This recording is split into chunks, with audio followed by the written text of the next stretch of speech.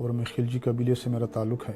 1985 میں بطور senior colour custom میں اپوائنٹ ہوا اور 1988 میں نے ڈپارٹمنٹل ایگزام پروموشن برائے انسپیکٹری میں نے کلیئر کیا اور اس کے بعد میں انسپیکٹر کے عہدے پہ فائز ہوا۔ بڑے کیسز بھی ہیں جو میں نے اپنے امیڈیٹ باس عاشر عظیم صاحب کی موجودگی میں ہم دونوں نے بہت بڑے ریڈ کیے، جن میں سب سے بڑا کیس میرا جو ہے نا یہ شراب کا کیس ہے، جو میں نے ایک آئل ٹینکر پکڑا امام بیل جن کا تعلق تربت سے ہے۔ 2009 میں 3 ایسے دنیا کے بڑے اسمگلرز جن میں امام بیل کا نام بھی امریکن ریکارڈ پر موجود ہے، جو امریکن صدر تھے اوباما صاحب، ان کے نالج میں بھی یہ بات ہے۔ امام بیل جو ہیں ان کے ساتھ میرا پہلا جو ہے واسطہ پڑا 1995 میں، جب میں تربت میں تھا۔ جب میں نے ان کے چچا کو گرفتار کیا تو امام بیل جو ہیں انہوں نے مجھے بار 3 دن یہ مجھے کال کرتے رہے۔ آپ اندازہ کریں اس چیز کا کہ جو تربت کا علاقہ ہے، جو وہاں پہ سرکاری مشینری ہے، وہ امام بیل کے انڈر میں ہے، یہاں تک کہ ہمارا ڈی سی بھی ان کے انڈر میں تھا۔ 1995 میں جب ہم منڈے کے دن ہمارا جو ہے نا میجر اشرف صاحب جو ریٹائرڈ آرمی کے آفیسر تھے، ہمارے کلیکٹر بنے، انہوں نے منڈے کے دن ہماری میٹنگ ہوتی تھی تو انہوں نے ہم 11-12 انسپیکٹر ہوتے تھے، تو سب سے زیادہ کیسز میرے تھے۔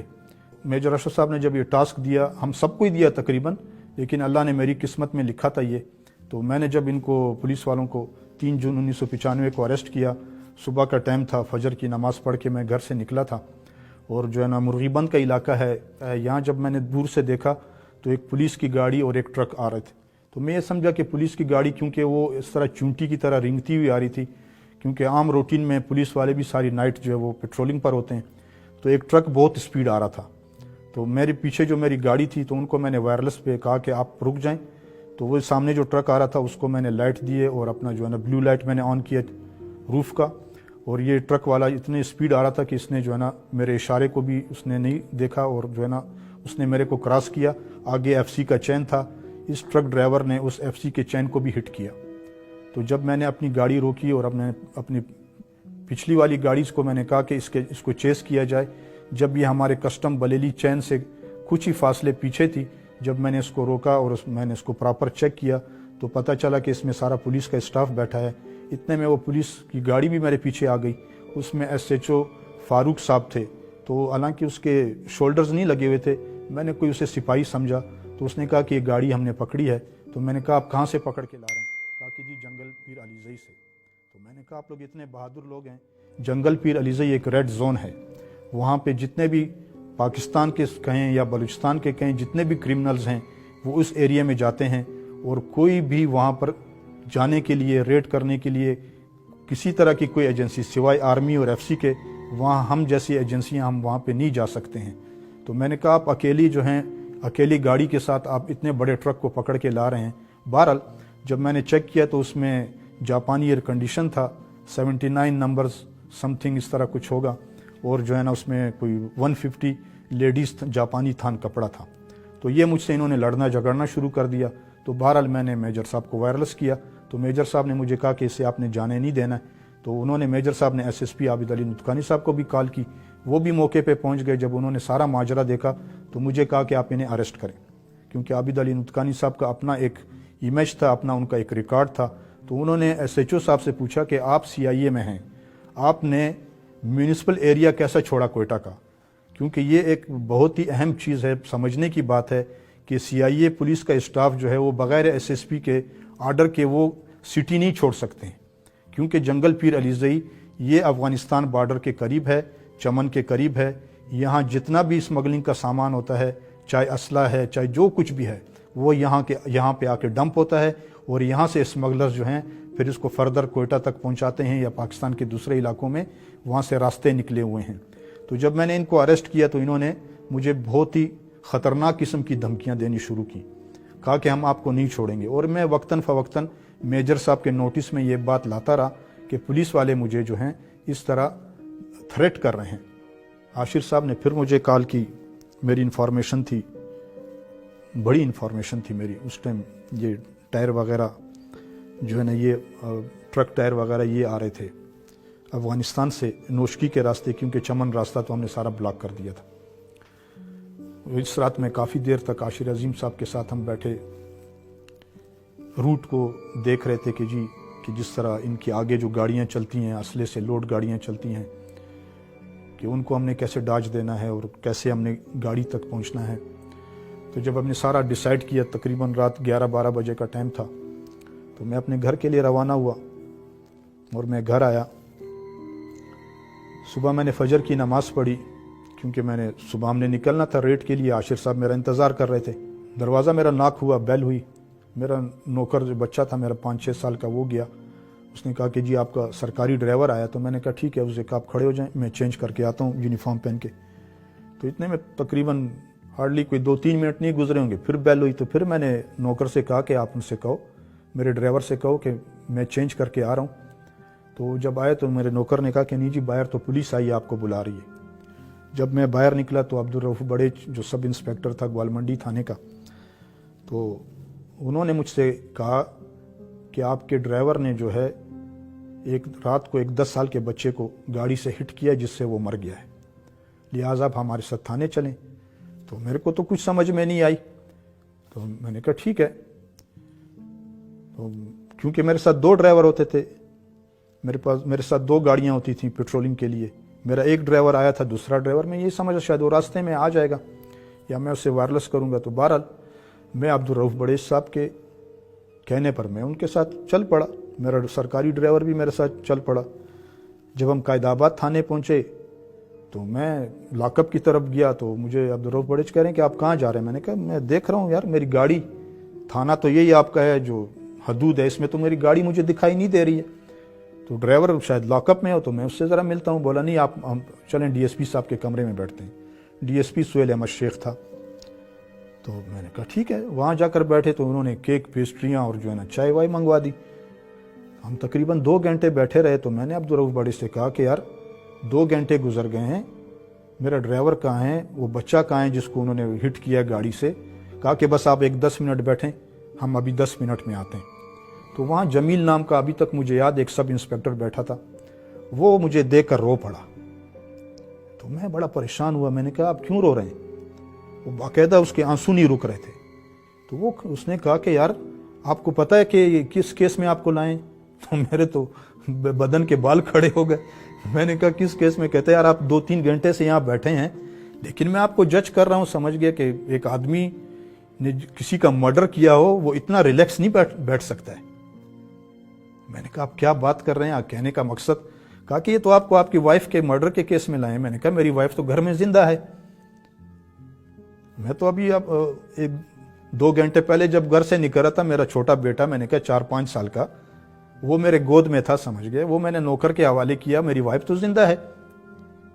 تو پھر میں نے عاشر صاحب کو کال کی، میں نے کہا سر ادھر تو ماجرا ہی انہوں نے کچھ اور بنایا ہوا ہے، یہ تو میرے خلاف انہوں نے پتہ نہیں کیا کھول دیا انہوں نے۔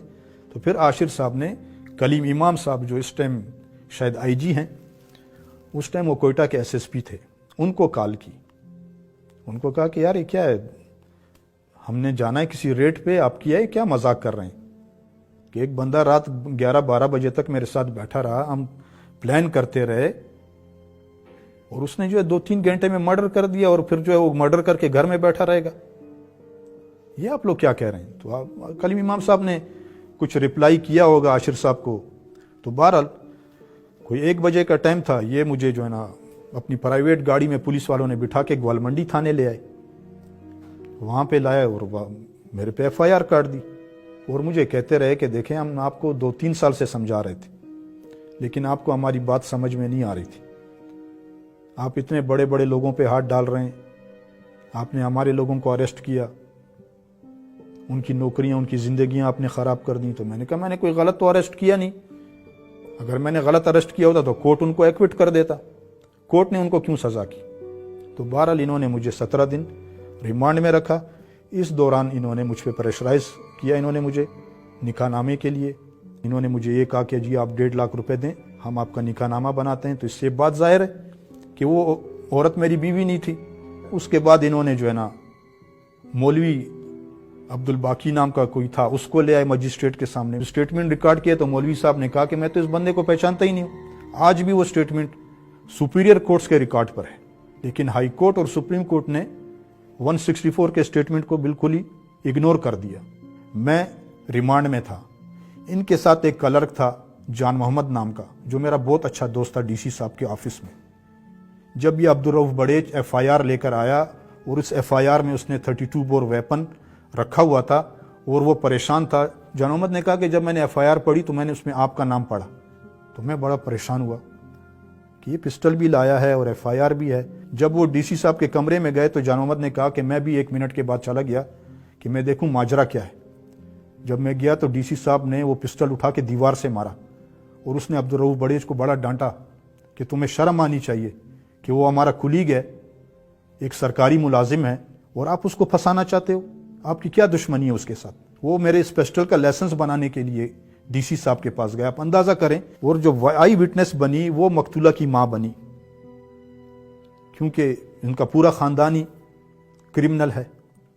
वो तो कोर्ट के सामने आ गया सब कुछ। वो ये बनाया था कि इस खातून ने ये कहा कि मेरी मकतूला बेटी और मैं और एक छोटी बच्ची हम एक घर में रह रहे थे, बाकी बच्चे हमारे जो 2 बेटे हैं और 4 बेटियां हैं वो दूसरी गली में दूसरे घर में रह रहे थे। लेकिन जब क्रॉस में आया, जब मेरे वकील ने उससे क्वेश्चन किया तो उसने कहा नहीं सारे बच्चे मेरे साथ ही रहते हैं। अच्छा जी, बात तो खत्म हो जाती है यहाँ पे। लेकिन उन्होंने आगे जो इंकशाफात किए हैं कि मकतूला का जो पहला शौहर है हारून नाम का, जो कोयटा से तकरीबन 20-25 किलोमीटर एक कुचलाक का इलाका है, वहाँ पे वो अपने कबीले का मलक है, मलक बाज मोहम्मद, जो इस टाइम फौत हो चुके हैं, उनका बेटा हारून था।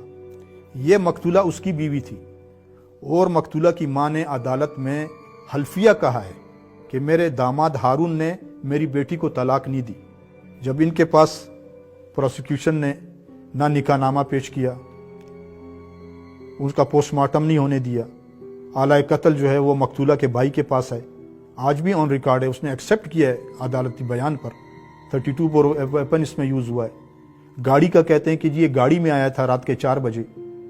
ये गाड़ी इन्होंने मेरे कस्टम इंस्पेक्टर नेमतुल्लाह काकड़ से 10 लाख रुपए में खरीदने की कोशिश की। जिस तरह इन्होंने FIR में मकतूला को मेरी बीवी जाहिर की गई है, मैं ना कभी मकतूला से मिला ना मैं इसे जानता हूँ। वो किसी भी स्टेज पर जो है ना ये साबित नहीं कर सके कि मकतूला मेरी बीवी है।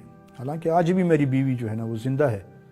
एंटी टेररिस्ट कोर्ट पे मेरा केस चलाया गया। इस तरह फिर मैं एक्विट कर दिया मुझे कोर्ट ने बाइज्जत तरीके से। मैं 1 साल कोयटा में रहा, कोयटा जेल में रहा।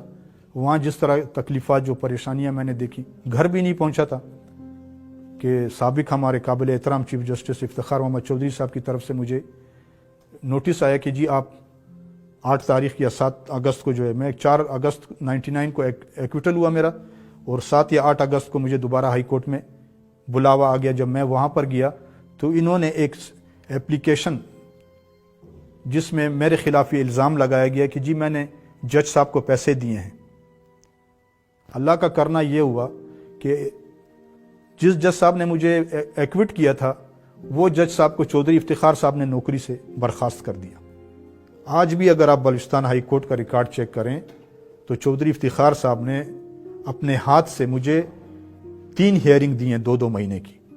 6 महीने की मुझे हियरिंग दी और 6 महीने के बाद चौधरी इफ्तिखार साहब सुप्रीम कोर्ट ट्रांसफ़र हुए और मुझसे प्रॉमिस किया कि मैं आपकी मुलाजमत बहाल कर दूंगा। तो मैं अपने वकील के कहने पर, क्योंकि वो बहुत ही इज्जत वाला शख्स था, उसे ख़रीदने की कोशिश की गई, उसे कत्ल की धमकियाँ दी गई जज साहब के सामने, लेकिन ऑन रिकॉर्ड इन बातों को नहीं लाया गया। तो बहरहाल उन्होंने मुझे 14 साल सज़ा की और मैं उसी टाइम हाई कोर्ट ने ऑर्डर किया कि इसे मत जेल शिफ्ट करें। एक बहुत बड़े दिल के साथ मैं सुप्रीम कोर्ट गया कि वहाँ मुझे इंसाफ मिलेगा, लेकिन सुप्रीम कोर्ट ने मुझे 2002 में जो है ना 25 साल सज़ा कर दी। लोग ये पूछते हैं कि आप उम्र कैद में गए तो आपने कैसे 12 साल में सज़ा पूरी की? क्योंकि कोर्ट्स जो हैं वो बहुत से ऐसे केसेस में 382B CRPC का फ़ायदा देते हैं कैदियों को, जिसमें साल में तकरीबन 5 से 6 साल की माफ़ियाँ, जिनको लाइफ इम्प्रिजनमेंट होती है, उम्र कैद के वाले जो कैदी हैं उनको 1 साल में कम से कम 5 से 6 साल की माफ़ियाँ मिल जाती हैं। त्यौहार के ऊपर, छोटी ईद पर जो है ना सदर साहब माफ़ी देते हैं और जो है जो सीएम है बलूचिस्तान का वो 401 सीआरपीसी के तहत माफियां देता है, कुछ जेल में एग्जाम्स देने पड़ते हैं, उसके बावजूद जेल वालों ने मुझसे जो है ना 5 साल ज्यादा मुझसे जेल गुजरवाई। आज मैं 22 साल से इंसाफ की तलाश में हूं। जो मेरे अपने ड्यूज हैं, जो मेरी 15 साल की सर्विस है, वो मुझे नहीं दी जा रही है। अभी हाल ही में एफएसटी फेडरल सर्विसेज ट्रिब्यूनल ने मेरा फैसला दिया, सिर्फ मेरा जीपी फंड रिलीज किया। चेयरमैन साहब ने हेडक्वार्टर को लिखा कि इसकी सैलरीज, इसके जितने भी ड्यूज हैं वो सबमिट किया जाए, लेकिन हेडक्वार्टर ने आज 6 महीने हो गए वो सबमिट ही नहीं किया और एफएसटी ने मेरा फैसला दे दिया। अभी मुझे मजबूरन सुप्रीम कोर्ट जाना पड़ा। न मेरे पास इतने वसाइल हैं, न मेरे पास इतना पैसा है। मैं कभी ऊबर चलाता हूं, मैं कभी करीम चलाता हूं अपने बच्चों का पेट पालने के लिए।